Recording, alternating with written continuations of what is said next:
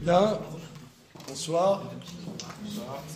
Donc c'est les soirées que nous faisons, pas tous les mardis soirs, mais je crois tous les deux.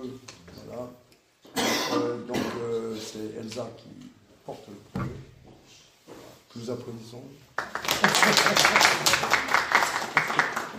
Et voilà, nous faisons donc avec les Yeshivas étudiants et l'UEJF. Et donc nous, en tant que... pour ceux qui ne me connaissent pas, je m'appelle Gérard Zizek, je m'occupe ici de l'Yeshivas étudiants. Et entre autres choses, j'aime bien réfléchir à ce que nous vivons, au fait de société dans laquelle nous vivons, essayer de réfléchir en tant que juif, en quoi ça a un impact sur notre vie, en tant que jeune ou vieux juif.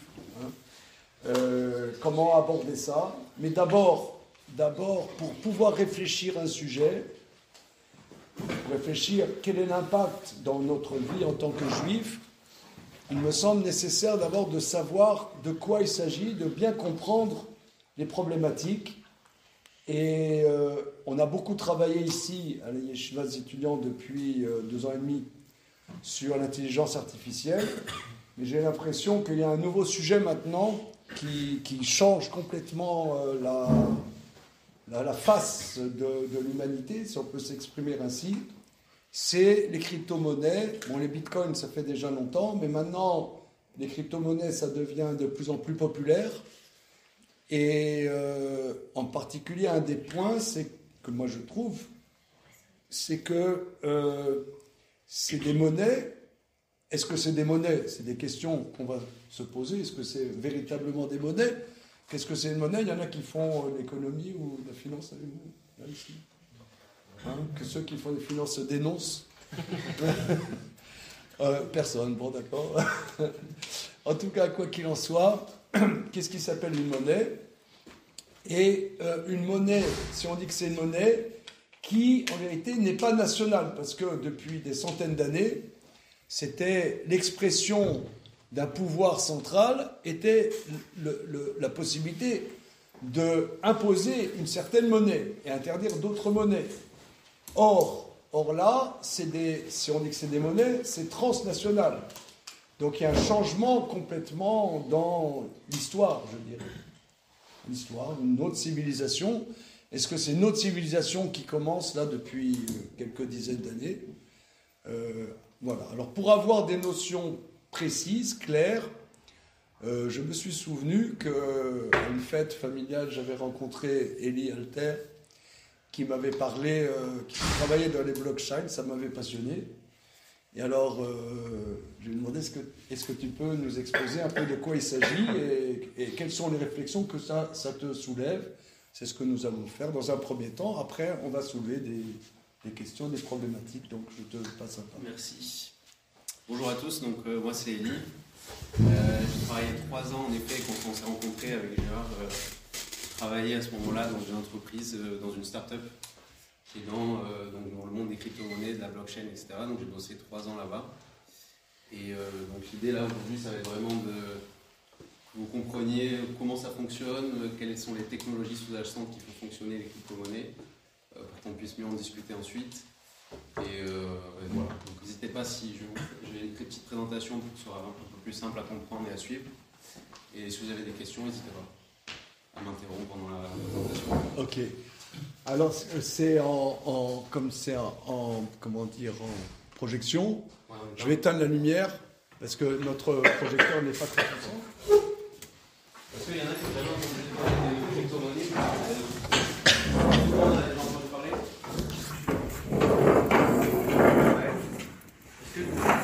Ouais, tu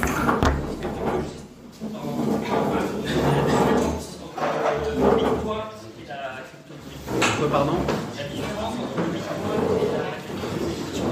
Le Bitcoin est une crypto-monnaie.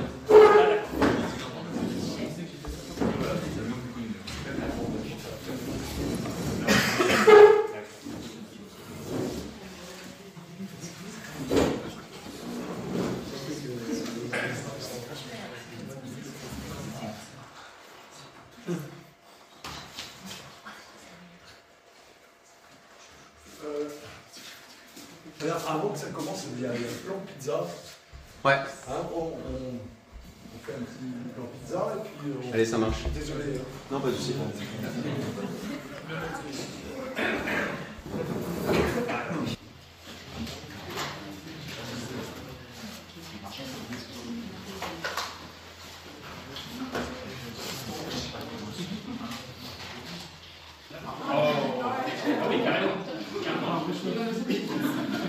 Ça éteint le projecteur. Ça éteint le projecteur. Ça coupe tous l'électricité de la salle en fait. Ah oui. Le projecteur marche plus.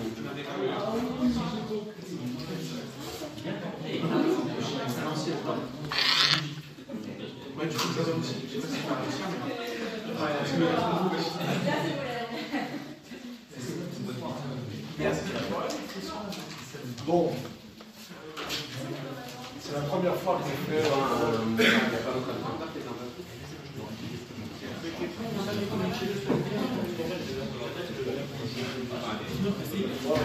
on n'a pas testé. Ouais, on saura. Hein. On saura pour la prochaine fois.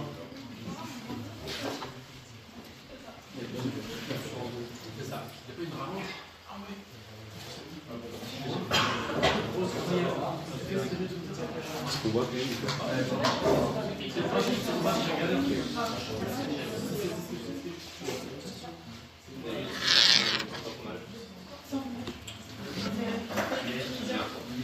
Bon, on va essayer de se débrouiller. On va faire comme ça. Ok, donc l'idée là, ça va être de vraiment vous expliquer simplement comment fonctionnent les crypto-monnaies, les technologies sous-jacentes. Et on ne peut pas parler de crypto-monnaie sans parler de Web3, qui est vraiment le système, l'Internet, qui englobe tout ça, qui englobe les crypto-monnaies et qui englobe toutes les réflexions qu'on va avoir sur ces nouvelles technologies. Le Web3, c'est quoi en fait? C'est juste une évolution de l'Internet comme on le connaît. Au tout début, Internet, c'était vraiment des entreprises qui mettaient du contenu sur les ordinateurs qu'on pouvait seulement lire. À l'époque, vraiment, on allait sur Internet, on pouvait seulement lire ce qu'il y avait dessus, lire du contenu, mais on ne pouvait rien faire d'autre. Ensuite, ça a évolué vers l'Internet de la lecture et de l'écriture. C'est Internet qu'on connaît aujourd'hui, des réseaux sociaux, des médias, etc. On peut créer du contenu, créer des blogs, etc. Et ensuite est venu l'Internet du Web3, qui est donc l'Internet où on peut non seulement lire, écrire, mais aussi posséder des choses immatérielles. Et c'est ça toute la notion, tout le concept intéressant, c'est que ça a fait naître l'Internet de la propriété, qui est un concept à la base qu'on ne connaissait que du monde physique, mais qui en fait maintenant est apparu dans le monde numérique. Et on y reviendra après un peu plus en profondeur. Et donc c'est dans cet Internet-là que sont nées les crypto-monnaies. Et la technologie qui permet en fait à la Web3 d'exister et qui permet d'être propriétaire d'un bien immatériel, donc d'un bien numérique, c'est la blockchain.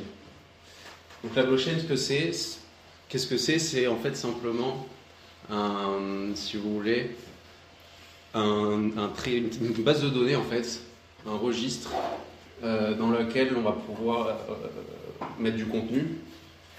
Comme un énorme fichier Excel si vous voulez, sauf qu'au lieu qu'il soit géré par une entreprise de manière centralisée, c'est un écosystème d'ordinateurs, de réseaux, qui va faire fonctionner ce fichier.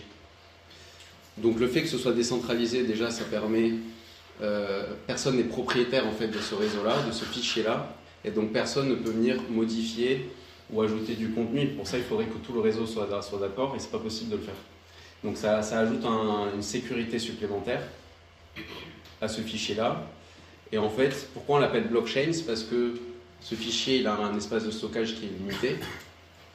Au fur et à mesure que des transactions, des informations vont être notées sur ce fichier-là, et ça crée un bloc en fait. Et ce bloc-là, une fois qu'il est complet, qu'il est terminé, que son espace de stockage est atteint, et la blockchain va venir créer un autre bloc. Et on crée comme ça une chaîne de blocs d'informations qu'on vient inscrire, et que tout le réseau, comme ici vous le voyez dans l'image en dessous, tout le réseau permet de faire fonctionner ce système-là. Et donc de cette technologie-là, en fait, on a pu créer plusieurs cas d'usage.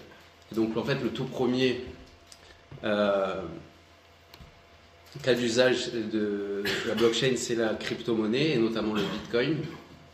Et les crypto-monnaies, c'est rien d'autre en fait que des monnaies virtuelles, numériques, avec lesquelles on peut acheter des choses sur Internet et maintenant même dans le monde physique.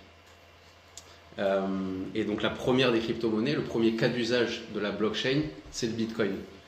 Ça a été en fait la première fonctionnalité de la blockchain, c'était de dire ben voilà, le Bitcoin ça va être comme une monnaie, je vais pouvoir acheter ce que je veux à n'importe qui dans le monde contre, enfin ce que je veux, un service, un produit, etc. contre du Bitcoin comme si c'était de l'euro ou du dollar. Donc ça a vraiment une valeur monétaire. Et l'avantage du Bitcoin, c'est qu'il est décentralisé, donc vu que c'est un écosystème qui le fait fonctionner, et que donc il n'y a pas besoin d'intermédiaire pour acheter quelque chose ou transférer du Bitcoin. Il n'y a pas besoin de passer par une banque, il n'y a pas besoin de passer par son compte, etc., de la BP ou d'être propriétaire au Crédit Agricole ou quoi. Pour pouvoir envoyer de l'argent, on peut le faire directement sur Internet, envoyer du Bitcoin ou acheter quelque chose avec du Bitcoin. Et ensuite, sont nées d'autres crypto-monnaies pour d'autres cas d'usage. Et en fait, à chaque blockchain qui a existé ensuite, pour qu'une blockchain fonctionne, il faut qu'il y ait une crypto-monnaie sous-jacente. Donc Bitcoin, pour que ça marche, c'est le Bitcoin qui fait marcher la blockchain Bitcoin. Okay. La seule fonction de la blockchain Bitcoin, c'est d'envoyer de l'argent, c'est vraiment de servir de système monétaire. Okay. Et ensuite, d'autres blockchains ont commencé à voir le jour. Donc la deuxième qui est la plus connue, donc peut-être certains ont entendu parler, c'est Ethereum, qui est donc une blockchain dont la fonctionnalité principale n'est pas d'envoyer de l'argent ou d'en transférer ou quoi, c'est de créer des applications. Et donc la crypto-monnaie qui fait fonctionner Ethereum, c'est vraiment comme l'essence qui fait fonctionner une voiture, c'est pareil, c'est l'Ether. Et donc l'Ethereum, son utilité à elle, ça va être vraiment de pouvoir créer des applications. Et donc il y a énormément de startups, de boîtes aujourd'hui qui se créent sur Ethereum. Sandbox par exemple, qui est un métaverse assez connu, qui est une boîte française, c'est un métaverse qui existe sur Ethereum et où donc on peut jouer, acheter des choses, etc. dessus. Sorare, qui est une autre très grosse startup française dont certains ont peut-être entendu parler, c'est l'équivalent des cartes Panini comme pour footballeurs, mais qui existe du coup dans le monde virtuel, où dès lors qu'on peut acheter des cartes en fait et montrer, prouver qu'on est propriétaire de ces cartes-là, bah, ça fonctionne aussi sur la blockchain Ethereum. Et donc l'idée, c'est vraiment, grâce à la blockchain et grâce à ce nouveau système de communication et de création et de partage, de créer des applications nouvelles.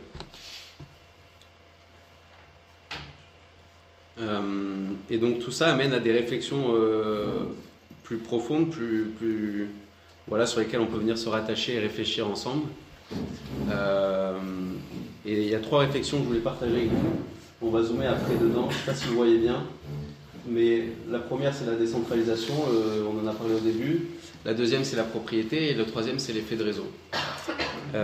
Avant que juste de rentrer dans le détail de chacun et de pousser la réflexion, est-ce qu'il y a des questions, est-ce qu'il y a des choses qui ne sont pas claires sur lesquelles vous voulez que je revienne? Ouais. Convertir en fait aux devises le Bitcoin. Comment, quoi, pardon? Convertir pour d'autres devises. Avec des devises, par exemple euro, dollar, etc. En fait, aujourd'hui, il y a beaucoup de plateformes sur lesquelles on peut acheter du Bitcoin. Et donc, on l'achète dans la monnaie dans laquelle on souhaite. Donc, si on achète en France, c'est généralement avec l'euro. Mais ensuite, quand on la vend, on peut la vendre, on choisit dans quelle monnaie on souhaite la recevoir.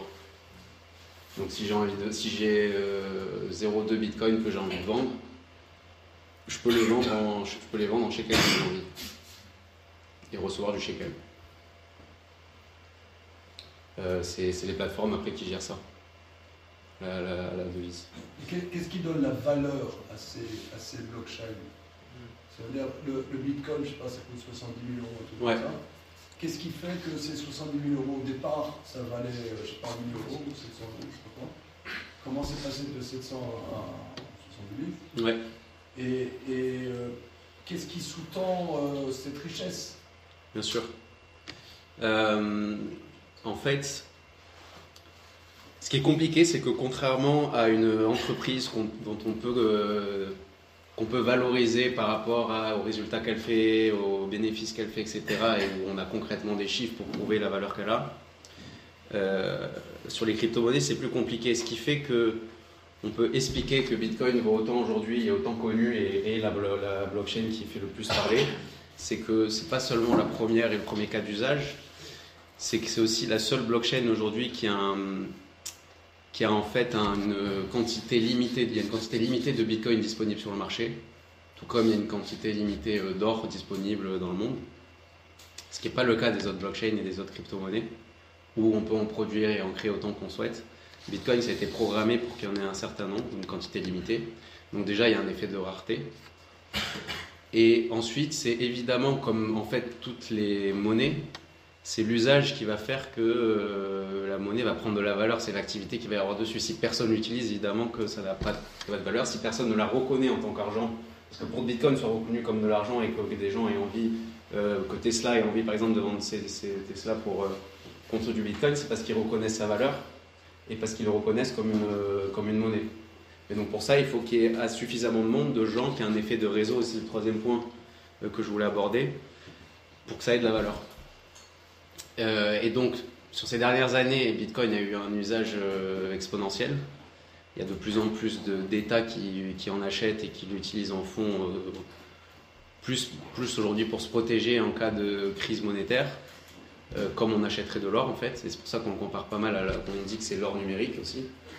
Il y a de plus en plus d'entreprises aux États-Unis, mais même en France, qui commencent à accepter le Bitcoin comme une monnaie comme une autre. Et donc c'est cet usage-là qui fait aussi que ça prend de la valeur. Et la dernière chose aussi sur Bitcoin qui est intéressant, c'est que le système dans lequel ça fonctionne,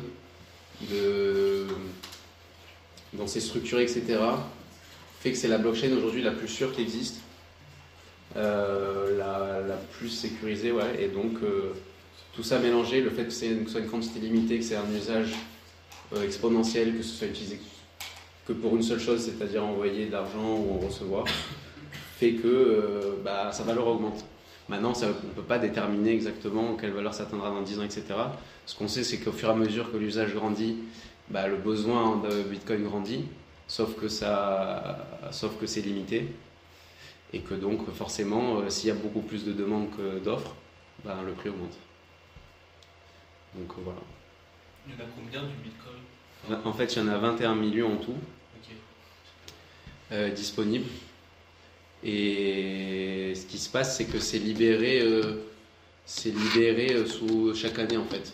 Il n'y en a pas 21 millions là disponibles sur le marché, c'est libéré petit à petit. Et donc ça crée un phénomène de rareté. Et 21 millions, en fait, c'est plutôt vite atteint, parce qu'on est dit 21 millions, aujourd'hui on est même en vrai à 19, 18, parce qu'il y a 1 million c'est Satoshi, qui est le créateur dont on ne sait toujours pas qui c'est, qui est le créateur de Bitcoin. Et donc qui sont scellés et qui seront probablement jamais redistribués. Et 1 ou 2 millions qui sont perdus de Bitcoin, de gens qui en avaient acheté il y a très longtemps, qui ont perdu leur accès, etc. et qui ne les retrouveront pas. Donc en vrai, disponible sur le marché, à terme, il n'y en aura que entre guillemets 19 millions. Donc voilà.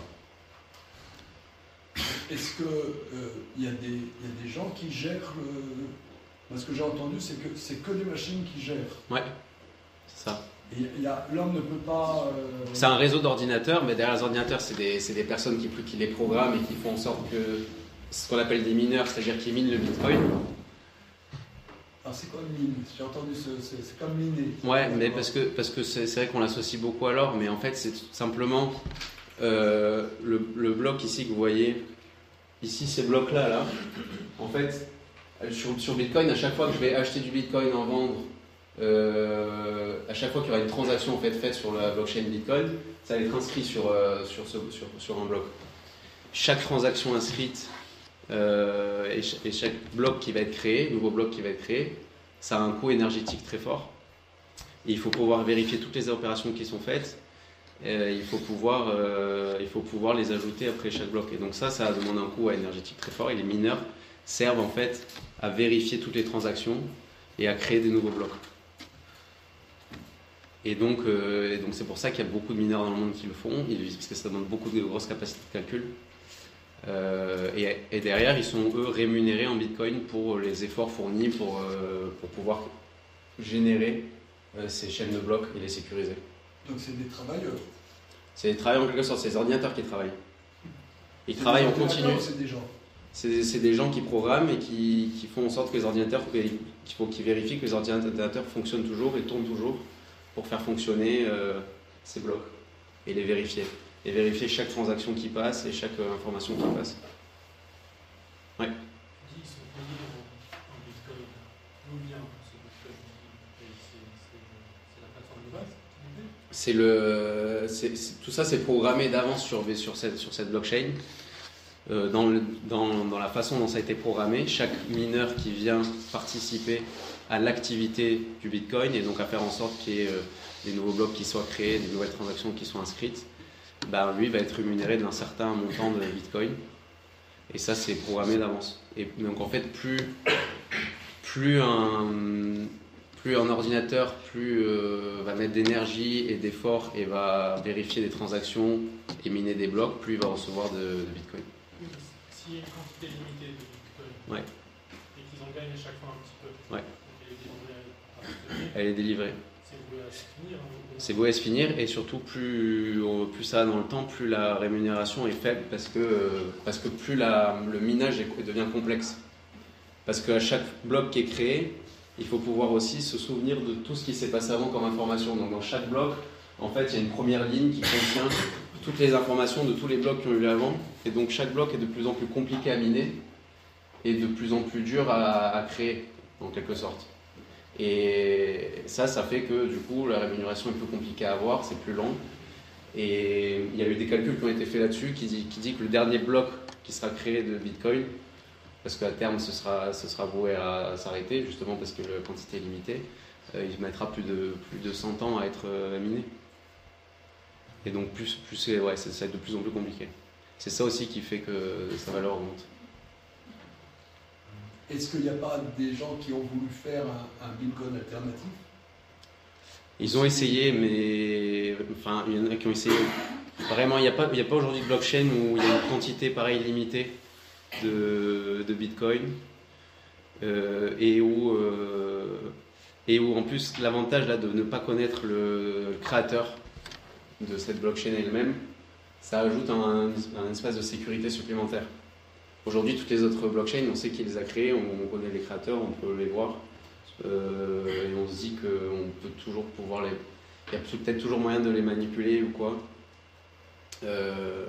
Alors que là, on n'a aucune idée de qui c'est. Donc, c'est assez unique comme cas. Ouais. J'ai deux questions. Ouais. J'ai entendu dire premièrement que en fait le Bitcoin était émis par une entreprise ou une plateforme centrale qui définissait elle-même combien de Bitcoin elle mettait sur le marché. Et donc pour par exemple quelqu'un qui veut obtenir du Bitcoin, eh ben il ne peut pas obtenir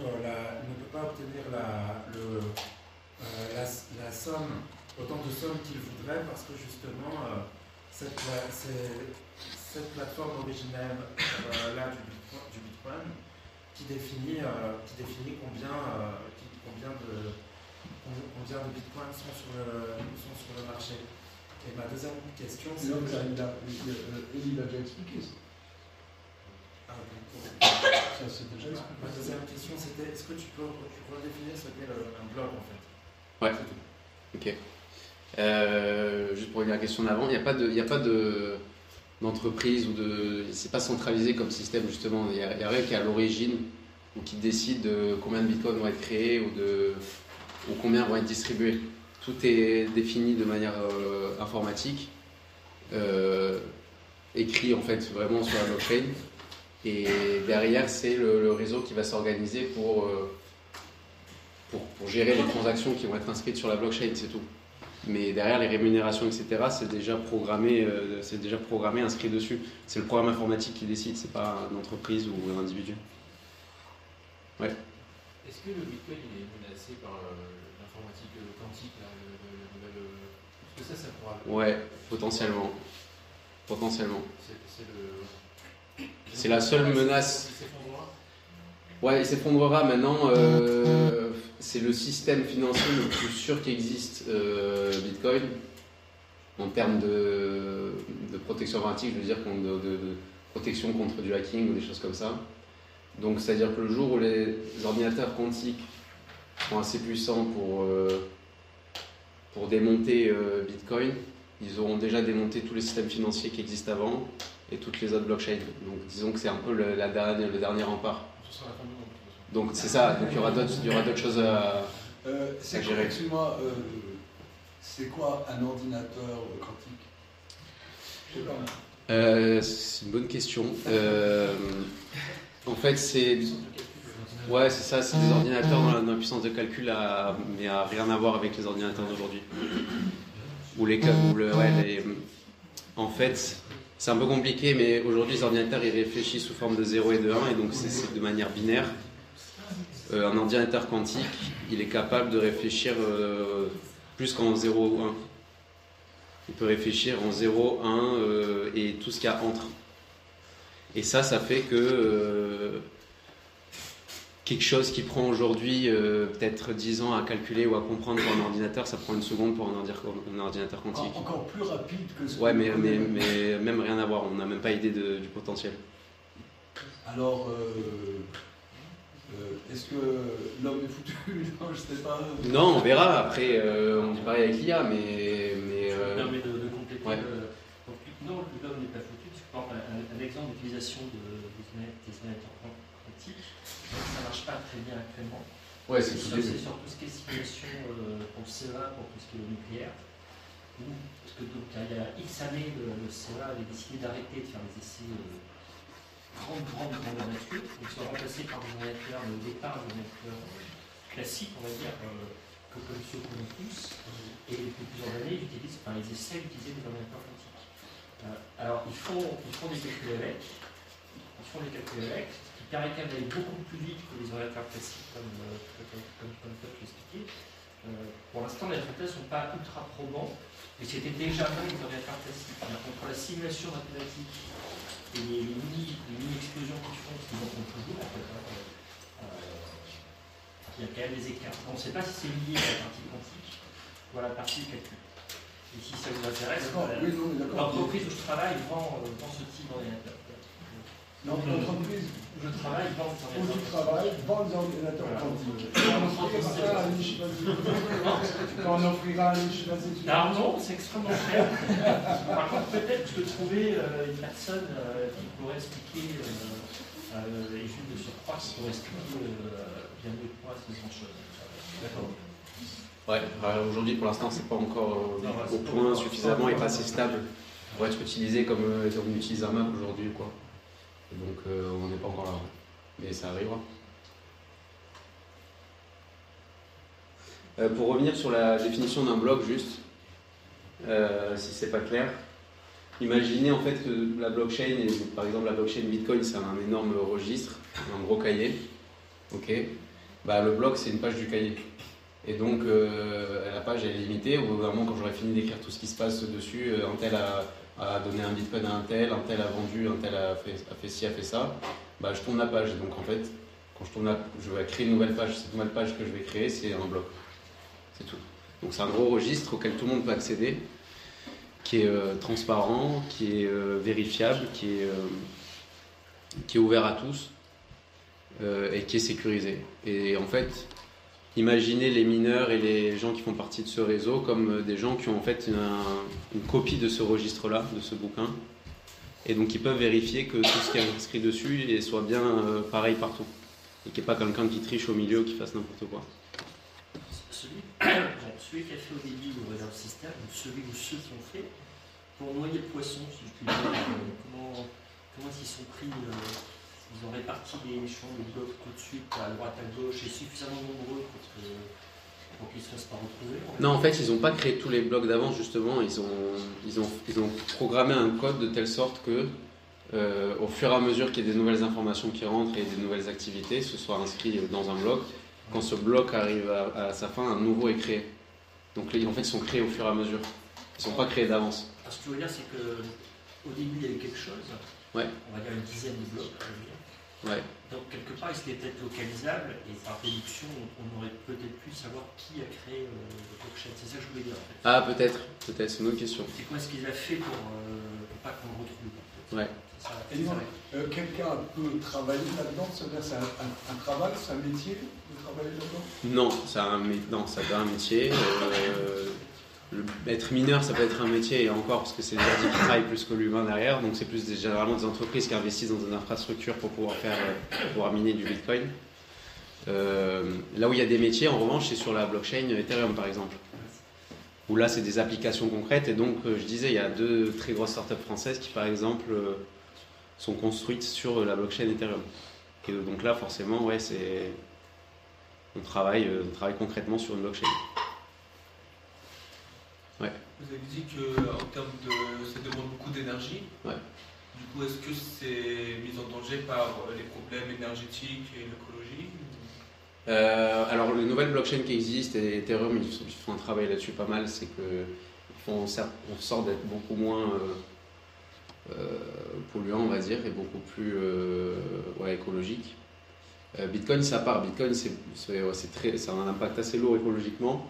Mais la raison, c'est que justement, et en fait, pour que ce soit aussi sécurisé et aussi safe, ça demande de grosses capacités de calcul et donc forcément beaucoup d'énergie. Maintenant, ce qui se passe, c'est que la plupart aujourd'hui des mineurs Bitcoin, ils utilisent de l'énergie verte pour pouvoir miner et pouvoir utiliser ça. Donc au fur et à mesure, disons que ils commencent à pallier un peu au truc. Mais Bitcoin, c'est de loin la blockchain qui pollue le plus pour l'instant. Ouais. Moi, j'ai une remarque à faire. Tout à l'heure, quand tu disais que la liste des transactions était répartie sur tous les ordinateurs, ouais. Ça, c'est la décentralisation. Ouais. Et pour moi, il y a un autre truc qui était décentralisé bien avant. C'est la Torah. C'est à l'époque, quand on avait la Torah, il y avait une copie de la Torah et on ne pouvait pas la modifier et chacun avait sa copie de la Torah. Ouais. Et est-ce que tu es d'accord avec ce parallèle? Ouais, c'est un bon parallèle. C'est sûr que... Ouais, c'est vraiment un moyen c'est le meilleur moyen en tout cas de vérifier que personne ne triche et qu'on ait la même info partout. Donc peut-être qu'ils se sont inspirés de la Torah et de ce qui a été fait, je ne sais pas. Donc pour juste finir sur les sujets un peu de réflexion sur lesquels on peut se pencher. Donc le concept de cette décentralisation, on a déjà commencé à en parler justement. C'est un concept hyper intéressant. Aujourd'hui, si vous regardez comment fonctionne Google, Instagram, ce que vous voulez, c'est une entreprise qui permet de donner accès à des gens à plusieurs choses. Si demain Instagram n'existe plus, j'ai plus accès ni à mes photos, ni à mes abonnés, ni à rien du tout. Donc je suis dépendant en fait d'une entreprise et de sa santé. Dans un réseau décentralisé, comme Bitcoin, comme Ethereum, peu importe ce qui se passe, le réseau continuera de tourner, même s'il y a un ordinateur qui pète là ou là-bas, le réseau continuera de marcher et de fonctionner. Et donc tout ce qui est construit dessus est voué à continuer à tourner en fait, du moment qu'il y a de l'activité dessus, etc. La base, elle, est beaucoup plus solide et intéressante. Donc il n'y a pas d'intermédiaire. Forcément, Instagram, pour envoyer une photo, etc., je passe par Instagram. Je suis obligé de passer par un intermédiaire. Là, je veux envoyer du Bitcoin à quelqu'un, j'ai rien à faire si ce n'est en acheter et l'envoyer. Et j'ai pas à ouvrir de compte dans une banque ou quoi que ce soit. Il y a le sujet de transparence parce qu'aujourd'hui, vous allez vous pouvez voir en temps réel toutes les transactions qui se passent sur le réseau Bitcoin. Vous verrez pas qui envoie qui, évidemment, c'est anonyme. C'est des adresses cryptées qui sont écrites. Mais vous pouvez voir à l'instant T toutes les transactions qui ont lieu. Tout ce qui se passe en fait dans le cahier. C'est anonyme, quel est l'intérêt? L'intérêt, c'est de pouvoir c'est que n'importe qui peut voir l'activité. Ça permet de vraiment lire l'activité. Est-ce qu'il y a de l'activité? ou non, ouais, c'est ça. Ouais. Même si c'est anonyme. Et pour peu qu'on connaisse l'identité de certaines adresses, moi si j'ai on appelle ça un wallet, mais un wallet c'est rien d'autre qu'en fait un portefeuille numérique dans lequel on possède ces cryptos, là il a une adresse spécifique qui est composée de chiffres et de lettres. Bah, cette adresse-là, quand je vais acheter des bitcoins ou quand je vais la vendre, je vais la voir apparaître sur le site, dans l'activité, comme quoi j'ai acheté ou j'ai vendu, etc. Personne ne sait que c'est moi derrière. Moi, je le sais, je le vois. Donc, des fois, on peut aussi, si on connaît les adresses, on peut savoir qui envoie à qui. Ah, d'accord. Mais donc, on a un temps réel, on voit cette transparence-là de voir l'activité, etc. Et c'est quand même unique comme technologie de pouvoir faire ça de manière fiable et sécurisée. Et la dernière chose, c'est le contrôle, c'est-à-dire que je suis en total contrôle des choses que je fais sur les blockchains. Donc du Bitcoin, quand j'en achète, je suis totalement propriétaire. Il n'y a aucun État ou banque ou quoi qui peut venir me le prélever ou me le prendre. Alors, au niveau de la fiscalité, comment ça marche? C'est que c'est l'intérêt, Si je fais du BNF, l'État, il n'a rien à dire là-dessus. Mais c'est pour ça d'ailleurs que l'un des premiers usages, malheureusement, c'était un peu le côté dark du Bitcoin, c'est que c'était utilisé au tout début pour le dark web, donc pour des activités illégales, parce que justement, il n'y a aucun moyen de savoir qui a acheté à qui et qui fait quoi. Maintenant, ce qui se passe, c'est qu'aujourd'hui, la plupart des gens déjà qui achètent du Bitcoin, ils achètent à travers des plateformes centralisées, donc type Binance, etc. Ah donc c'est finalement c'est pas donc, direct. Et donc Binance, etc. Binance et tout, c'est des plateformes centralisées, donc ce qui fait que quand on en achète, on est obligé de prouver son identité, etc. Et l'État peut, maintenant ça ne veut pas dire Binance le fera, mais peut demander l'identité de telle ou telle personne s'il le souhaite. Bon, ça n'a jamais été le cas, mais ce qui est sûr, c'est qu'ils ne peuvent pas contrôler comme ça sur Internet qui est propriétaire de quoi. Mais tu as dit tout à l'heure qu'on pouvait acheter directement, maintenant tu dis qu'on achète par les plateformes, donc c'était direct, maintenant c'est des intermédiaires. Bah parce que aujourd'hui ça a été simplifié pour donner accès à tout le monde. Ah, mais en soi on peut en acheter directement sur des plateformes qui ne sont pas centralisées. Ah, ça existe. Ça existe, mais c'est plus compliqué. Mais alors, par exemple, effectivement, les mafias elles peuvent blanchir de l'argent. Oui, c'est possible. Non, mais c'est possible, c'est fait ça. Ça n'a pas été fait pour ça, ça a été fait parce que ça a été fait au début. Ça a été fait, la principale raison pour laquelle ça a été fait. Occulte de l'EJF. Ouais. Non, la principale raison pour laquelle ça a été fait, c'était vraiment parce qu'il y avait plus. C'était après la crise de 2008. Des subprimes, c'est né en 2008 de toute façon. Et il y a eu même d'autres crises économiques avant. Et donc c'est né d'un mouvement qui a dit on ne peut plus avoir confiance au système financier, aux banques et aux États, et donc on va créer une monnaie qui ne dépend ni des États, ni des banques, ni quoi que ce soit, qui est autonome, et voilà, et que chacun va pouvoir gérer à sa façon. Et donc c'est né de ça surtout. Après, évidemment, il y a eu des usages au début, c'était pas l'idée première. Les salaires, il y a des risques. Il y a des risques, bien sûr. Comme le cash, ça peut être utilisé pour des activités illégales aussi. D'accord, mais le cash, on trouve quelqu'un qui a 2 valises avec plein de billets. C'est ça. C'est que le cash est visible, Bitcoin non. Voilà. Donc c'est pour ça que ça attirait du monde au début. Mais pourquoi tu dis au début et pourquoi pas aujourd'hui? Aujourd'hui, c'est encore utilisé dans le dark web, mais en fait, c'est surtout qu'il y a beaucoup plus. Aujourd'hui, c'est beaucoup plus maintenant utilisé dans des activités tout à fait légales. Pour acheter une voiture, pour acheter un ordinateur, dans des restaurants dans certains pays même, comme une monnaie courante en fait. Du coup, est-ce que aussi on peut acheter de manière anonyme le Bitcoin, mais on peut le vendre aussi de manière anonyme? Ouais. Mais du coup, est-ce que ça pose pas un problème de confiance, c'est-à-dire que la personne auprès de qui j'achète, si elle est anonyme, est-ce que ça peut augmenter le risque que ce soit de l'arnaque ou que... Non.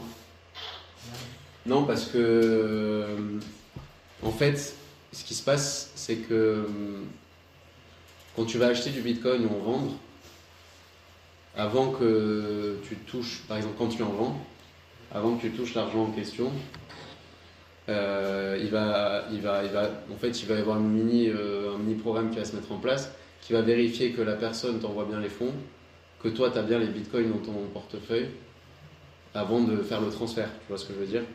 Donc ça agit un peu comme un intermédiaire autonome qui lui va s'occuper et vérifier qu'il y a bien les fonds en bitcoin d'un côté et vérifier qu'il y a bien l'argent de l'autre pour pouvoir l'échanger.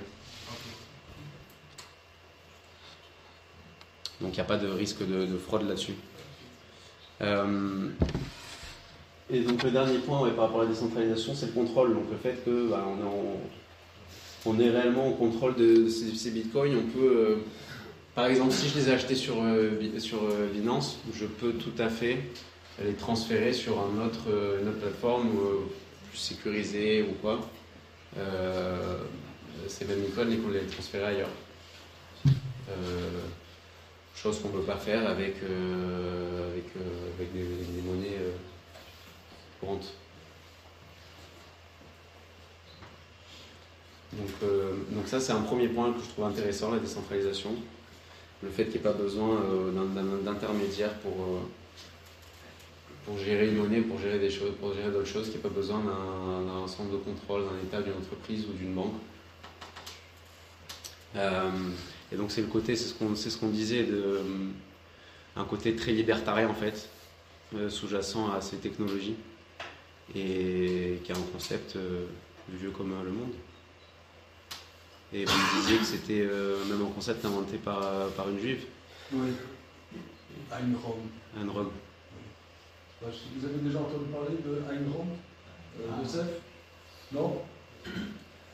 Ayn Rand, c'est une philosophe juive russe qui a, dans les années 50-60, elle a lancé une philosophie, c'est la déréglementation. C'est-à-dire que Airbnb, je me lève parce que Airbnb, Uber, etc. Ça vient d'une philosophie qui s'appelle la déréglementation. Et c'est ce que dit Elie, c'est un côté anarchiste. C'est-à-dire qu'on crée, il y a des règles, c'est-à-dire l'Occident s'est créé sur des règles depuis l'Empire romain, etc. Il y a des règles, il y a des États, il y a un empire, il y a des pays, il y a des souverains. Les souverains, c'est eux qui ont la monnaie, etc. Et Ayn Rand, elle dit que ça limite les capacités de l'humain. Il faut casser toutes ces lois et pour pouvoir s'épanouir, etc. Et elle a prôné ça aux États-Unis, et c'est aussi très proche des mouvements hippies. L'Internet, etc. Beaucoup ont développé que c'est le paradoxe. Le paradoxe, c'est qu'aujourd'hui, c'est du super-capitalisme. Il n'y a jamais eu un capitalisme aussi fort, qu'en vérité, c'est venu par des gens qui étaient presque anti-système. Donc c'est un peu un paradoxe. Et cette personne qui s'appelle Ayn Rand, elle est à l'origine, par exemple, de certains financiers. Vous avez entendu parler de Milton Friedman? Ouais. Milton Friedman qui a lancé justement le tout monétaire, etc., qui a eu à l'époque aux États-Unis chez Reagan, etc. Mais à l'origine de ça, c'est Ayn Rand. Comment? Ça, c'est les années 50-60. Et, comment dire, c'est très intéressant parce que Ayn Rand, c'était une juive complètement laïque. Mais vous pouvez trouver sur Internet, j'écris son nom parce que c'est une très très grande personnalité. Et vous pouvez regarder sur les livres qui parlent des crypto-monnaies, vraiment, elle, au niveau philosophique, c'est à l'origine de ça. C'est un surnom. Je ne sais plus comment c'est son nom, Rosenblum ou un truc comme ça. C'est une juive russe. Et ce qui est très intéressant, c'est que bien qu'elle était extrêmement laïque, extrêmement hors norme, vous pouvez trouver sur Internet, vous mettez Ayn Rand Israël, Dans les années 70, il y a une conférence d'elle où elle déconstruit les Occidentaux qui sont pro-palestiniens. Elle a dit comment vous pouvez être pro-palestinien, mais il y a une conférence de Ayn Rand où les gens sont vraiment par terre parce qu'ils ne s'attendaient pas qu'elle soit pro-Israël. Il a dit mais je ne comprends pas comment vous pouvez soutenir des barbares quand c'est la seule démocratie qu'il y a au Moyen-Orient. Et ça, elle le disait en 1973 pendant la guerre de Kippour. Mais vous pouvez voir sur Internet, c'est vraiment très très impressionnant. Et par exemple, Airbnb, nous on voit Airbnb, on voit Uber, qui ont cassé, il y avait des taxis. Maintenant, j'ai une voiture, et ben je vais à tel endroit, tu me payes le transport, et je suis hors des réglementations. Voilà, ça c'est Ayn Rand. C'est l'origine de ce concept. Et les monnaies, ces monnaies-là qui sont qui transcendent les pays, qui même quelque part transcendent même les êtres humains. Ouais. Même les êtres humains. Donc ça c'est vraiment ça fait vraiment réfléchir sur ce changement de. C'est un monde nouveau. C'est un monde nouveau. C'est un monde nouveau. Je pense que c'est pour ça que je me suis permis de faire cette soirée avec vous et avec Élie, de prendre acte d'un changement de société. On a connu des États, on a connu des monnaies, mais vous voyez par exemple l'Europe, ils ne savent plus. Est-ce que l'Europe a un mot à dire, pas un mot à dire? On sait même, ils sont déstabilisés complètement. Or l'argent, c'est la vie. L'argent, il y a beaucoup qui disent, vous connaissez cette phrase par cœur, je pense, l'argent, c'est le nerf de la guerre. Ouais, nerf de la guerre, d'accord? Nerf de la guerre? Oui. Ouais, c'est nerf de la guerre? Oui. Alors ils ont un bonbon, monsieur. Alors moi, je suis complètement contre cette définition que l'argent, c'est le nerf de la guerre. D'un point de vue juif, l'argent, c'est la vie. C'est plus fort quand même.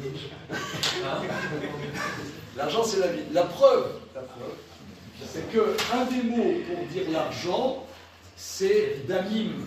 Damim, au pluriel. Dam, c'est le sang. Damim, c'est les sangs. L'argent, c'est le sang. Et c'est le sang. S'il n'y a pas d'argent, tu ne vis pas. Donc, alors, une des questions, je me permets de faire une petite intervention, que la question, est-ce que le Bitcoin ou d'autres monnaies cryptées, est-ce que d'un point de vue juridique juif, c'est une monnaie? Incident, je décortique la chose comme ça. Il y a un interdit de prêter entre juifs à intérêt. C'est un très grand sujet dans le droit juif. C'est par exemple, monsieur là qui est avec ton truc, par exemple, je te prête 1000 euros. D'accord? Tu en as besoin de 1000 euros, n'est-ce pas? Actuellement, ouais. D'accord. Je te prête 1000 euros. Maintenant, tu me rendras combien? Il ne rendra rien. Vous avez le droit de demander des sous après.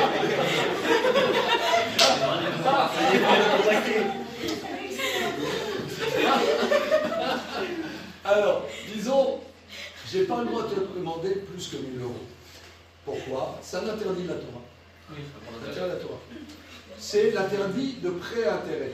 Alors vous allez me dire comment on peut faire avec une banque, ok, on ne rentre pas dans tous les détails. Je te prête 1000 euros, je n'ai pas le droit de te demander 1100 euros. D'accord? Vous pouvez me demander 900 en tant que. Ça fait alors. Maintenant, le suivant.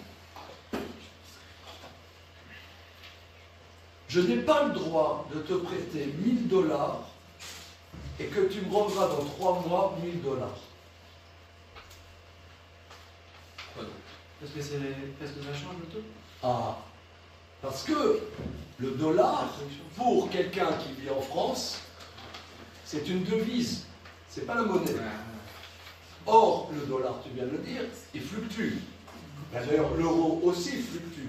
Mais comme la monnaie et le barème base. C'est vrai que l'euro, peut-être que si je te prête 1000 euros, peut-être que l'euro vaudra beaucoup plus dans 3 mois. Quand tu me rendras 1000 euros, finalement, je serai plus riche. Ce qui est peu vraisemblable. Mais disons, donc là, mais quand même, comme c'est le référent base, je te prête 1000 euros, tu rends 1000 euros.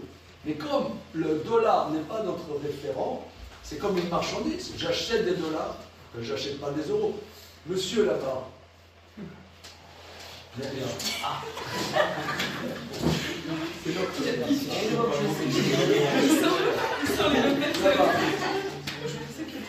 Quand tu étais enfant, on allait au guichet de la banque et tu disais, papa, tu achètes de l'argent.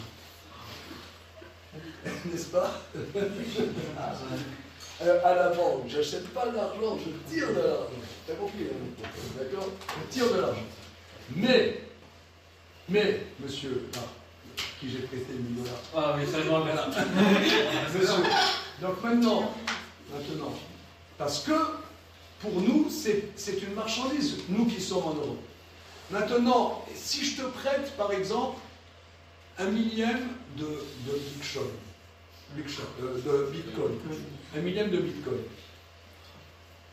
est-ce que tu as le droit, dans 3 mois, d'avoir 1 millième de Bitcoin? Si tu dis que c'est une monnaie, j'ai le droit. Si tu dis que c'est une marchandise, j'ai pas le droit. Franchement, au début c'était une monnaie, après, quand je Alors, vois la revente, c'est plus une monnaie. Hein. Qu'est-ce que tu dis? Pour moi, c'est plus une monnaie. Du coup, c'est plus une monnaie, donc, c'est plus la définir. Alors, pourquoi on n'a pas le droit de prêter entre juifs à intérêt? Il y a un grand commentateur qui était en Allemagne au 19e siècle, qui s'appelle Rav Shimshon Raphaël, il explique parce que le flux d'argent ne m'appartient pas. Le flux d'argent, c'est la vie. Or, la vie ne m'appartient pas. De la même manière, quand on mange de la viande cachère, on doit cachériser la viande. Pourquoi on sale la viande? On sale la viande parce qu'on ne doit pas manger le sang. Parce qu'on mange la viande, mais pas la vie. Le sang, c'est la vie. De la même manière, je ne possède pas l'argent, c'est le flux de vie. Je ne suis pas propriétaire sur le flux de vie. Et à la marchandise, oui. Sur la question du prêt d'argent, que ce soit autorisé ou pas dans le Torah, moi la question c'est est-ce que c'est interdit dans le cadre entre deux particuliers ou imaginons le cas où je travaille dans une banque, okay, l'argent en fait c'est pas moi qui prête, en fait je suis un des rouages qui va prêter l'argent. Est-ce qu'à partir de ce moment-là c'est interdit ou pas? Alors Jérémy, je vais aborder la chose comme ça. Là je pense que c'est un peu dans le sujet. On va reprendre les questions que tu poses, puisqu'on parle de prêt-intérêt. En préparant cette soirée, j'ai travaillé la question. Quelle question? La question est la suivante. Il y a une banque juive, la banque Cohen Solal et Fils. Putain, mon grand-père est assurant. C'est récent tout ça? C'est bien, il est mort. La banque Cohen Solal et Fils. D'accord? Bien. Est-ce que je peux emprunter 10 000 euros à la banque Cohen Solal et Fils et rendre plus 4%? Est-ce que alors la question est Si je ne réclame pas, alors a priori non. Parce que Cohen Solal, mais les décisionnaires, en particulier un très grand maître, qui s'appelait Rav Moshe Feinstein, il a décortiqué la chose suivante. Qu'une banque, en vérité, elle ne t'appartient pas à toi. C'est-à-dire, c'est toi qui l'as fondée, mais finalement, c'est une société. Ouais. Une société. Disons que la société fasse faillite, elle fait faillite, c'est pas le propriétaire lui-même ou le créateur. C'est tout l'écosystème à l'intérieur. C'est un système médié. Okay. Comme c'est médié, il y a des décisionnaires qui disent que même si ceux qui sont à l'origine de cette banque sont juifs, comme c'est une société, il n'y aurait pas la notion de prêt-intérêt. Okay. Alors, ici, on voit la notion de ces médiés. Mais je me suis posé la question. Elle ne va pas vous plaire. Mais je la pose quand même. Si par exemple, je suis un hacker et que Emmanuel, je vide ton compte en banque avec 2 clics. Ça va me décevoir. Tu seras pas content. Est-ce que ça s'appelle du vol d'après la Torah? Ah, évidemment, j'étais sûr que tu as dit oui. Mais oui, mais non, allez pas. Non, il a volé une société. Comment? Il a volé une société. Est-ce que c'est du voler une Mais société? voler. Alors, Si c'est centralisé, j'ai volé à la société, j'ai pas volé à l'autre. j'ai créé un préjudice. J'ai créé un préjudice, mais c'est médié. C'est médié. Comme c'est médié, ça veut dire, c'est pas direct. C'est. Je vous prends un exemple et on va revenir. Il y a dans le droit juif des choses qui sont très subtiles. Par exemple, je prends un exemple. Johan, tu as un hôtel de luxe à Monaco, 5 étoiles, comme chacun sait. Voilà. Cet hôtel de luxe, moi, je mets sur e-booking et d'autres trucs que ton hôtel de luxe est complet du 1er avril au 1er novembre 2025. Il n'y a personne ne va s'inscrire sur ton hôtel. Je t'ai fait un préjudice de 2 millions de dollars. 2 millions, ok? Maintenant, on me met la main dans le sac. D'après le droit juif, je te dois 0. Parce que c'est indirect. J'ai fait un dégât indirect. Je n'ai pas fait un dégât direct. Donc le truc, c'est qu'avec toutes ces choses qui sont informatiques, il y a une dépersonnalisation et quelque part une déresponsabilisation on n'est pas en face-to-face. Et on est dans un monde qui est très très efficace, qui crée beaucoup de richesses. Il n'y a jamais eu autant de richesses depuis le début de l'humanité. Mais c'est dépersonnalisé, justement. C'est une dépersonnalisation qui est absolument totale. On peut se poser la question, par exemple, on fait par exemple des ventes avec des signatures électroniques. On fait des contrats avec des signatures électroniques. Alors c'est vrai que c'est... il y a une sécurité, une très grande sécurité, une faciale, machin, une très grande sécurité. Mais il n'y a pas de présence humaine. Il n'y a pas de présence humaine. Donc l'humain, moi c'est ça, l'humain il est lié. Mais il peut être plus facilement corrompu, l'humain quand même que... Comment? L'humain il peut être plus facilement corrompu qu'un ordinateur. Alors, ta remarque, elle est importante. Je reprends. Comment c'est ton prénom? Ruben. Ruben. Ta remarque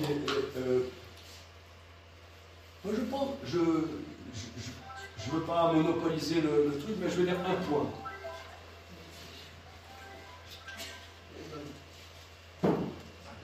Dans, je dirais, l'histoire de l'humanité, il y a eu un switch, un changement, qui a été la création des assurances.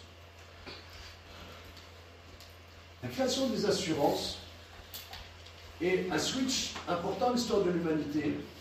C'est que, je crois que ceux qui ont créé les assurances, je ne sais pas s'il y en a qui connaissent un peu ça, monsieur, c'est lorsque il y a eu des bateaux qui sont partis en Amérique ou en Inde amener des richesses, ils risquaient ils ont investi énormément, et ils risquaient qu'il y ait des pirates qui les prennent, qu'il y ait des tempêtes, etc.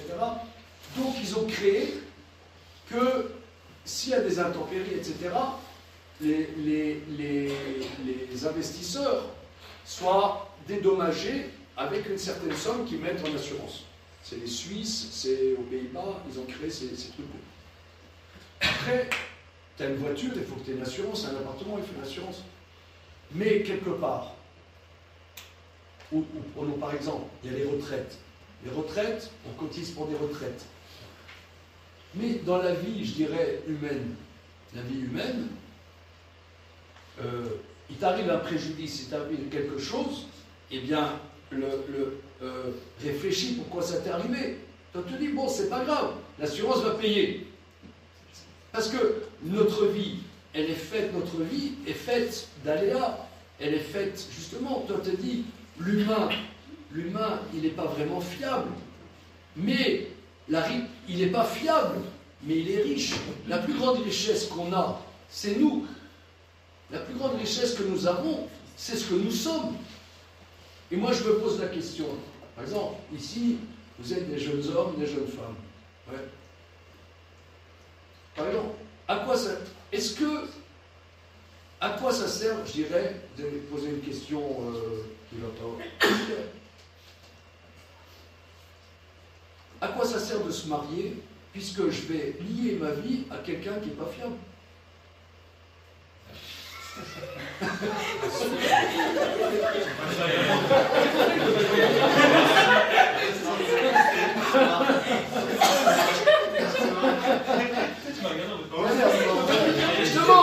Justement, une machine, c'est vachement mieux. Une machine, c'est vachement mieux. Alors là, mon épouse, elle me fait la gentillesse d'être là. Mais on a des efforts pour se comprendre. On fait des efforts pour se comprendre. Une machine, surtout avec un calcul quantique. Déjà, ChatGPT me comprend au quart de tour. ChatGPT me comprend tout de suite quand, avec un être humain, on n'arrive pas à se comprendre. Alors, je reprends, Ruben, ta question et je synthétiserai sur ce point.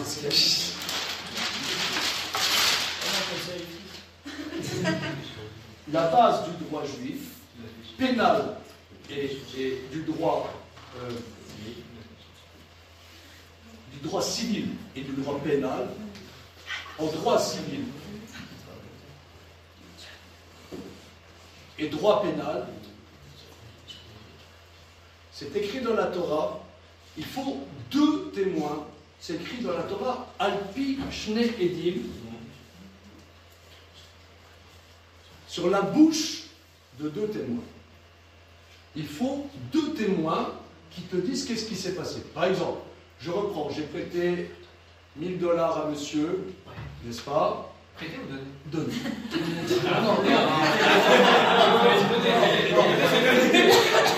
J'ai prêté $1000. Dieu vous le rend. Je t'ai prêté $1000. Après, toi, quand t'es un coquin, tu prends moi les $1000, je vous connais. D'accord. Alors, Gatsby et monsieur, ouais, Daniel, ils disent on était là lors de la transaction. D'après la Torah, il faut 2 personnes qui témoignent qu'il y a une transaction. Il y a un grand débat dans le Talmud, un grand débat. Il y a un contrat que, comme quoi, un contrat, c'est écrit que j'ai prêté 1000 € à monsieur avec 2 signatures, de monsieur et monsieur. D'après beaucoup de décisionnaires, ce contrat n'a pas de valeur d'après la Torah. N'a pas de valeur. Pourquoi? Parce que ce n'est pas des hommes, c'est écrit, c'est un écrit. Ce n'est pas des hommes qui témoignent. C'est médié par un papier.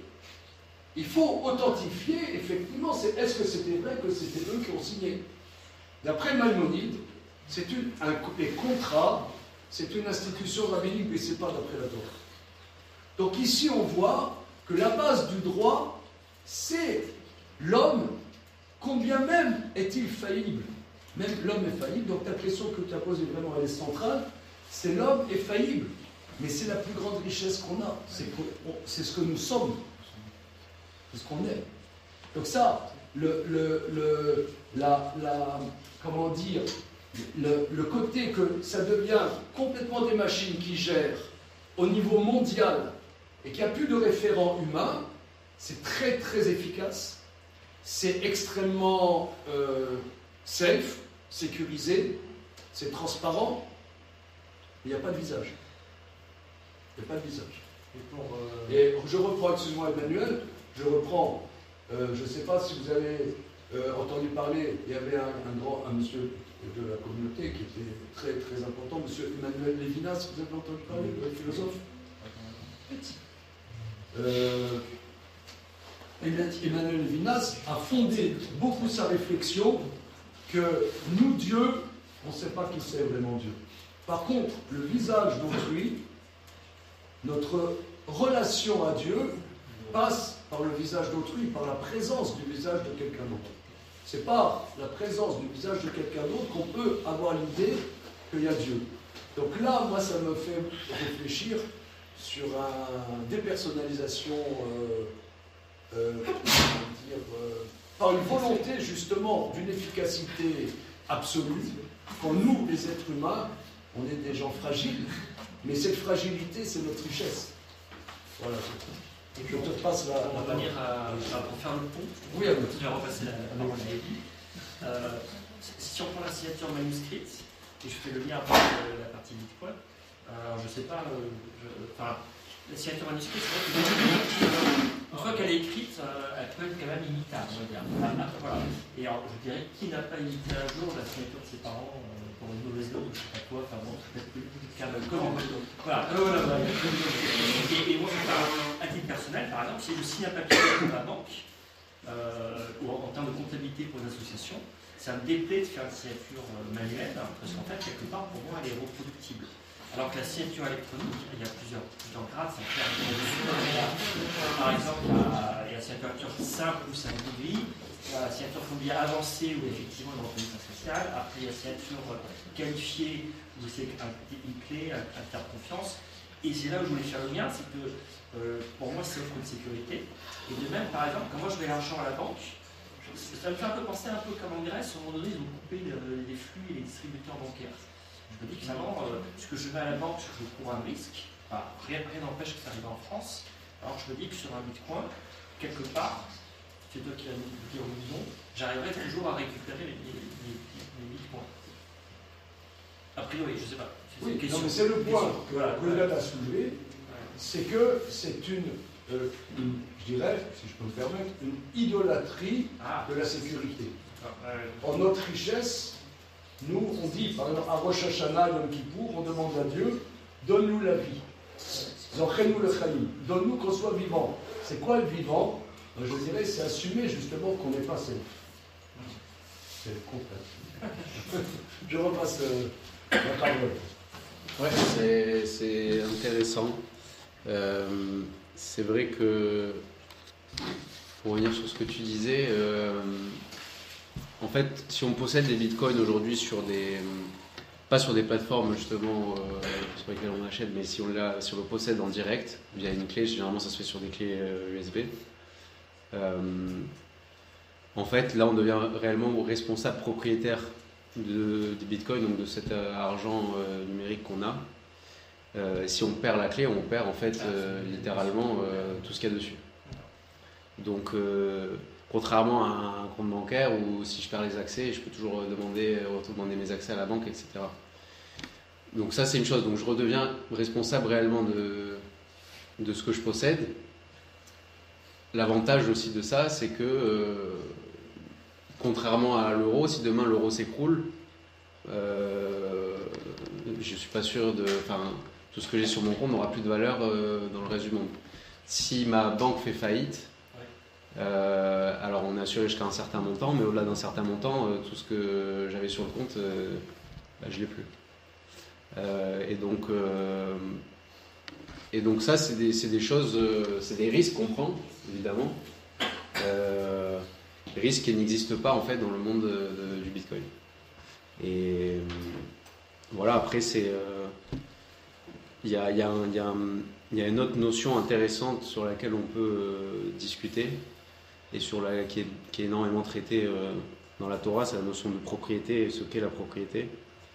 Parce que, en fait, la blockchain et ce qui est vrai que le Bitcoin avec Ethereum, etc., c'est que ça permet de reproduire ce qu'on connaît dans le monde physique, c'est-à-dire je suis propriétaire d'une voiture, je peux le prouver parce que j'ai la carte grise, parce que c'est enregistré dans les systèmes, donc si un policier m'arrête, il peut vérifier que sur son système de données que je suis bien propriétaire de la voiture, etc.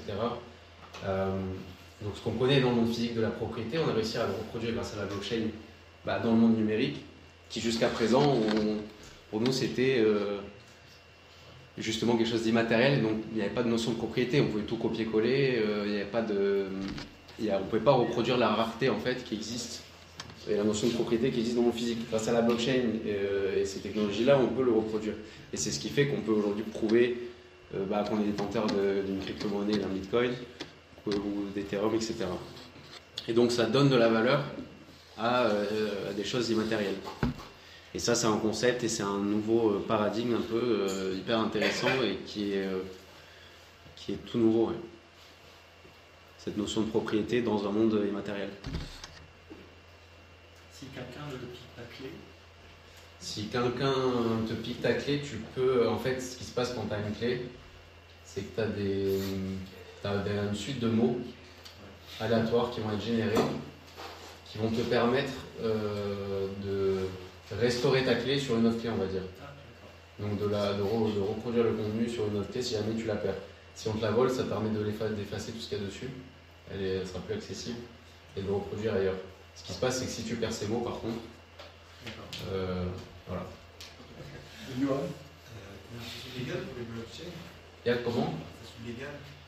De plus en plus, et l'Europe a été parmi l'Union européenne, ça a été le premier à poser des régulations et des législations là-dessus. Et donc aujourd'hui, après il y a pas mal de règles au niveau des crypto-monnaies, des déclarations. Aujourd'hui, c'est des choses qu'on doit déclarer dans son patrimoine. Quand on revend, on doit déclarer les bénéfices qu'on fait, etc. C'est rentré dans le juridique. Pas encore tout, mais bien sûr. Et c'est ce qui fait aussi que ça commence à être de plus en plus adopté, parce que les nouvelles technologies ne peuvent pas être adoptées tant qu'au niveau juridique, on n'est pas clair. On n'est pas au clair sur ce qu'on peut faire ou pas faire, ou ce qu'on doit faire. Donc ça permet aussi de pousser l'activité et le développement de ces technologies. Ouais. Imagine, on a un calice. Un quoi, pardon? Un calice. Ouais. Et dedans, on met plusieurs blockchains. Ok. Est-ce que ça serait une bonne idée ou est-ce que c'est une idée... C'est-à-dire tu mets plusieurs blockchains? Ça veut dire on met plusieurs idées, plusieurs blockchains, plusieurs... manières de crypter. Ouais, c'est ça.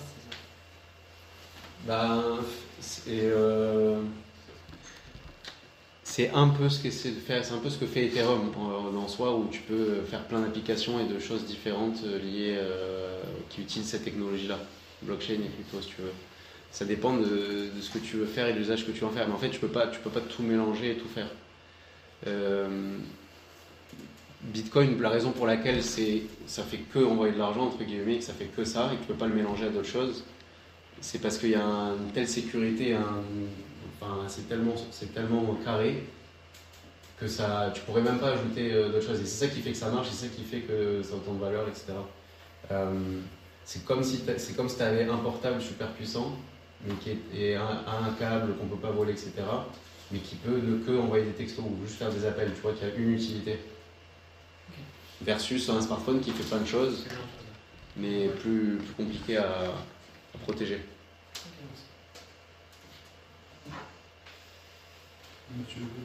Ouais. Comment n'importe qui peut savoir, sans base de codage, il peut savoir comment une blockchain est efficace et comment on peut avoir confiance en une blockchain en particulier? En fait, il faut voir l'activité qu'il y a sur la blockchain, tout simplement. Donc, tu regardes le nombre d'utilisateurs dans le monde de cette blockchain, le nombre de transactions par jour sur cette blockchain, le nombre de développeurs qui travaillent sur cette blockchain pour l'améliorer. Ethereum, c'est la blockchain où aujourd'hui il y a le plus de développeurs au monde qui travaillent dessus et qui va l'améliorer et à créer des applications, etc. Ça doit être 150 000 développeurs dans le monde entier. 150 000, un truc comme ça. Donc c'est énorme. Et donc c'est vraiment l'activité, le nombre de gens qui l'utilisent, qui développent des choses dessus. Et qui fait aussi sa fiabilité. S'il y a de plus en plus de monde qui l'utilise et que ça marche toujours aussi bien, c'est que c'est plutôt fiable. Et donc c'est en ça que tu dis que tu peux avoir confiance ou pas. Sinon, on peut savoir un petit peu avant la crypto-vision. Pour voir des tendances, c'est compliqué. Le problème, c'est ça aujourd'hui, c'est qu'il y a beaucoup de hype très vite sur des choses. Et en fait, il faut voir derrière l'utilité réelle, concrète, de ce que ça amène. Et donc ça, pour le Ethereum, très vite, les gens ont compris la valeur. Très vite, ils ont vu qu'ils pourront créer des projets concrets grâce à cette blockchain. Et donc très vite, ça a pris de la valeur. Quand tu as des nouvelles blockchains qui se créent aujourd'hui, comment ça a pris, si tu regardes sur les 15 dernières années, c'est énorme. Maintenant, c'est redescendu, ça remonte, ça fluctue, quoi. Les cryptos, en vrai. Pas toutes, il y en a qui n'existent plus aujourd'hui, il y en a qui ont été créés, qui en sont redescendus, ça dépend. Et en fait, il faut d'ailleurs voir le projet qui est développé et l'activité, ce qu'il souhaite en faire. Si c'est pour faire des choses hyper intéressantes qui auront un vrai impact sur la société, alors c'est intéressant de se pencher dessus et d'investir dedans. Si c'est pour faire juste de la hype et de la spéculation, ça ira pas loin. Ce sera au dernier qui achètera le plus cher, quoi. Et donc dans tout ça, le Bitcoin, de ce que je comprends, c'est la seule monnaie qui en fait se génère plus ou moins d'elle-même, genre dans la valeur. Parce que son projet... Le seul projet, c'est de l'argent, et donc c'est le Bitcoin en lui-même. Ah, excellent. C'est la seule blockchain qui porte le même nom que sa crypto-monnaie d'ailleurs. Ok. Parce que les autres sont soutenus par un projet, ça veut dire qu'il y a un projet, soit dans les énergies renouvelables, soit dans ceci, soit dans cela.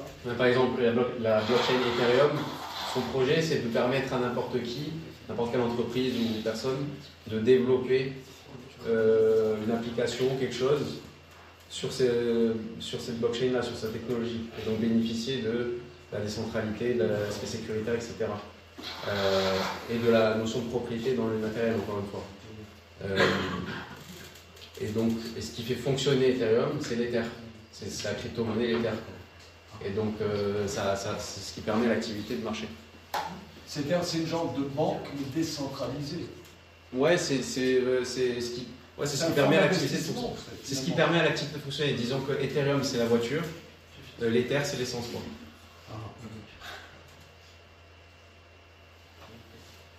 Bitcoin, c'est la voiture et l'essence, c'est tout. Et voilà. Donc, notion de propriété, décentralité, c'est les deux concepts les plus importants, principaux et un peu nouveaux paradigmes liés aux crypto-monnaies. Et voilà, qui sont les plus importants à retenir, je pense. D'autres questions ?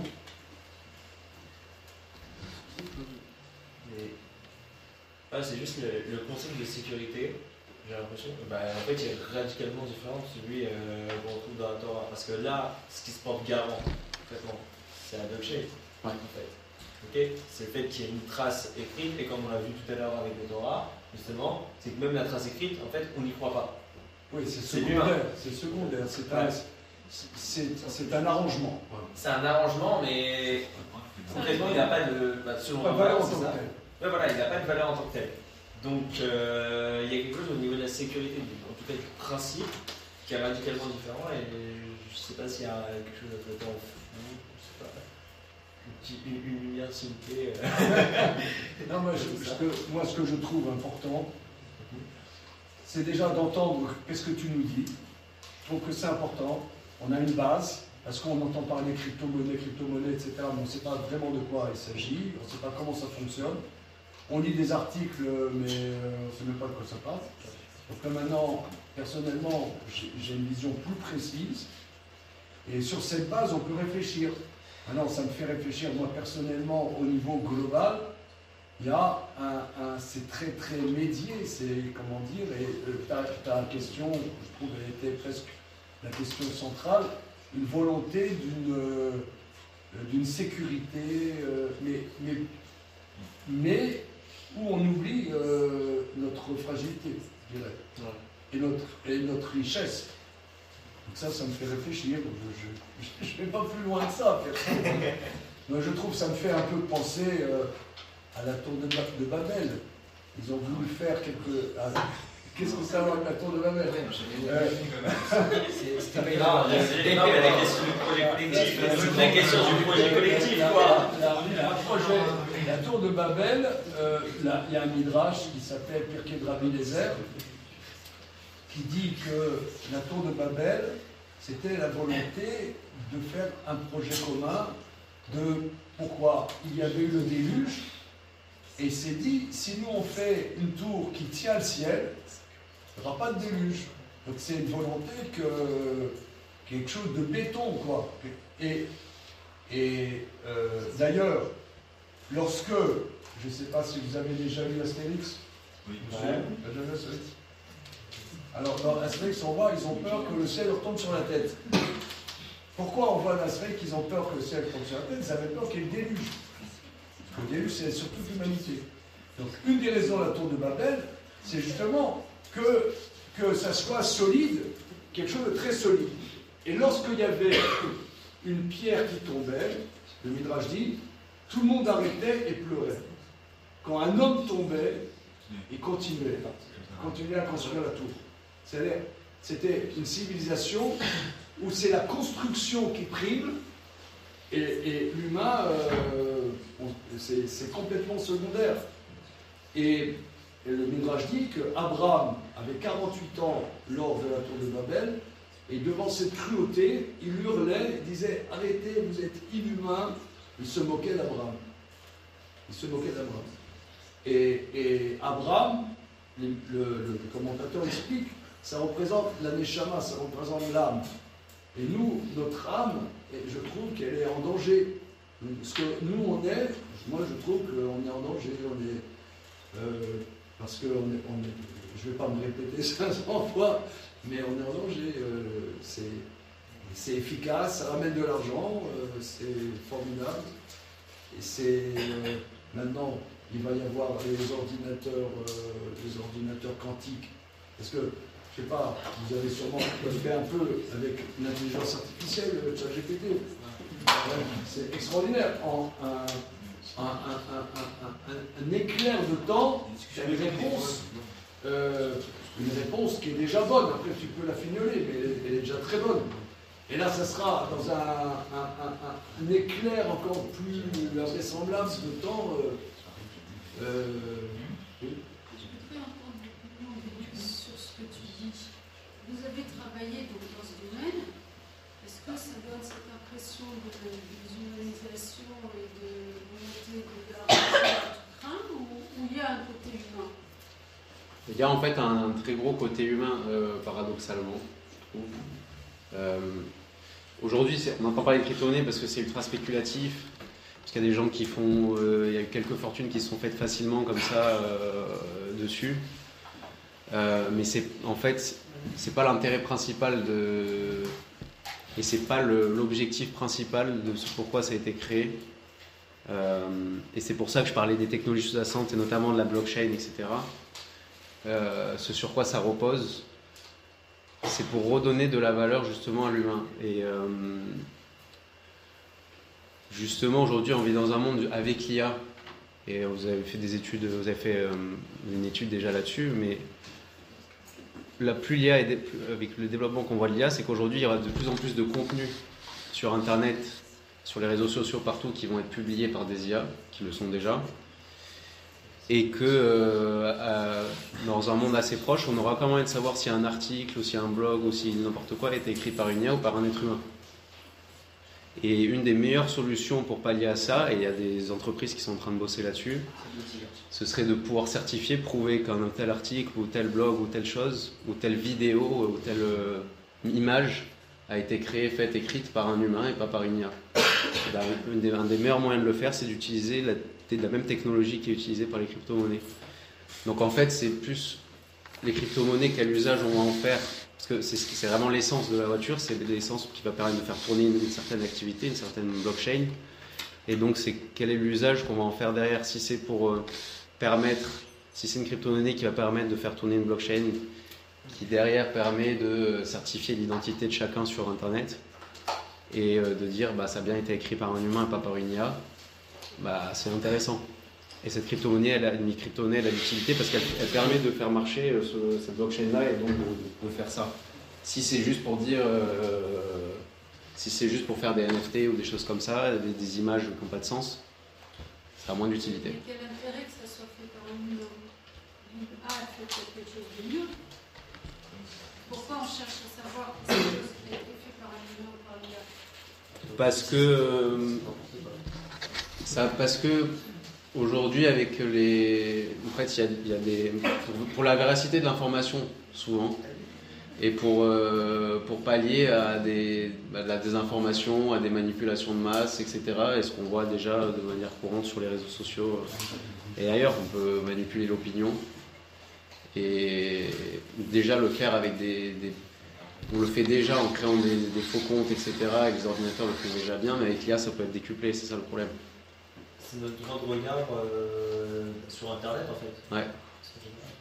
Sans dévoiler la technologie, mais chez Nokia, par exemple, la première marque de premier appareil qu'il fait,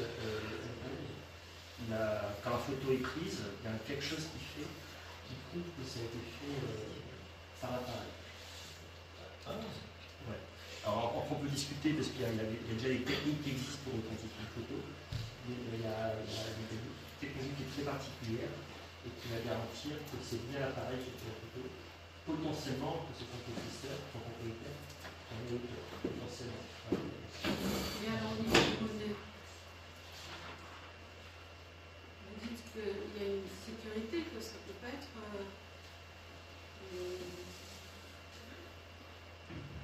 Qui n'existe pas en fait. La monnaie, elle n'existe pas en matière physique, Oui. mais elle existe dans le monde numérique. Et elle sert à faire fonctionner un système, une blockchain en l'occurrence.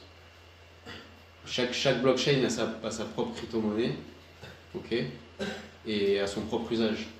La crypto-monnaie, elle sert à faire tourner, à faire fonctionner une blockchain en fait. Et chaque blockchain a son propre usage. Donc la crypto-monnaie Bitcoin sert à faire tourner la blockchain du Bitcoin et donc il sert à transférer de l'argent. L'Ether sert à faire fonctionner la blockchain Ethereum, qui elle sert à créer des applications, à faire plein de choses. Chaque crypto-monnaie, c'est vraiment l'essence. C'est que les informations sont certifiées. Voilà, c'est ça.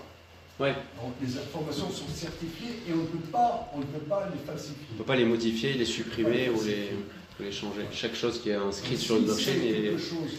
Si le créateur, par exemple, c'est un humain, et que ça a été authentifié, c'est gravé, quoi. Ouais. Alors tu peux pas le modifier. Ça, c'est une technologie qui n'est pas modifiable et qui peut être utilisée pour un côté positif.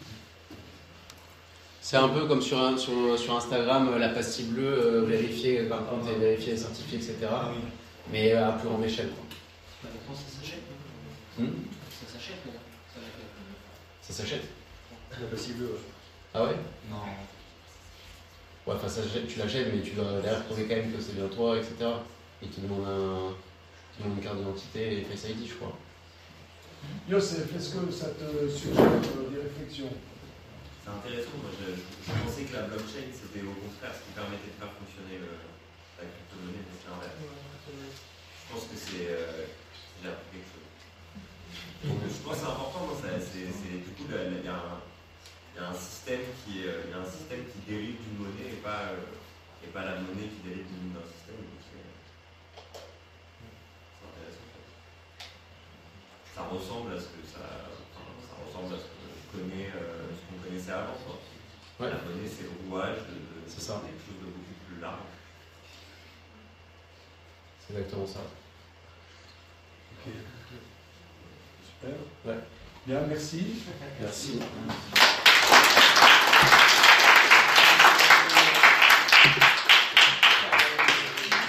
Est-ce que tu prends quelque chose là? Oui, Dieu.